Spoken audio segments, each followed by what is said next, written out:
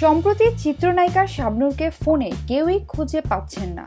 এদিকে প্রায় 2 মাস আগে মোস্তাফিজুর রহমান মানিক তার নতুন ছবিতে শাবনূরকে চুক্তিবদ্ধ করেছেন, তবে এখনো সেই ছবির কাজ শুরু হয়নি। অনেক নির্মাতা প্রযোজক শাবনূরের সঙ্গে যোগাযোগ করার চেষ্টা করলেও তার ব্যবহৃত মোবাইল নম্বরটি বন্ধ থাকায় তার সঙ্গে যোগাযোগ করতে ব্যর্থ হয়েছেন। শাবনূরের খবর জানার জন্য তার বর অনিকের সঙ্গে যোগাযোগ করা হয়। অনিক বলেন, শাবনূর কিছুদিন যাবৎ মালয়েশিয়ায় রয়েছেন, সেখানে আমাদের আত্মীয় স্বজন রয়েছে। আমিও কয়েকদিন আগে গিয়েছিলাম। শাবনূর আরও কিছুদিন থাকবেন। সেখানে আমাদের ব্যবসা প্রতিষ্ঠান চালু করার পরিকল্পনা রয়েছে, পাশাপাশি একটি অ্যাপার্টমেন্ট কেনারও কথা রয়েছে। আমি ঈদের আগে শাবনূরকে আনতে আবারও মালয়েশিয়া যাব। এদিকে শাবনূর ঈদের পর কতদিন দেখি না তোমার নামে একটি নতুন ছবির কাজ শুরু করবেন।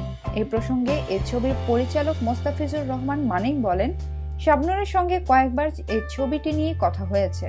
তিনি ছবির শুটিংয়ের তারিখও খুব শীঘ্রই জানাবেন। শাবনূর ছাড়াও এই ছবিতে আরও বিভিন্ন চরিত্রে অভিনয় করবেন ফেরদৌস, সাইমন ও প্রিয়ন্তী পরি।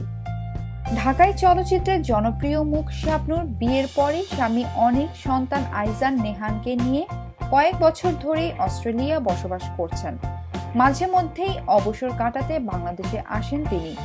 এবারও কয়েক মাস আগে দেশে ফেরার পর নতুন ছবিতে কাজের ঘোষণা দেন এক সময়ের নাম্বার 1 এই অভিনেত্রী। জানা যায়, আগের চেয়ে ওজন কিছুটা কমিয়ে এবার বড় পর্দায় হাজির হবেন।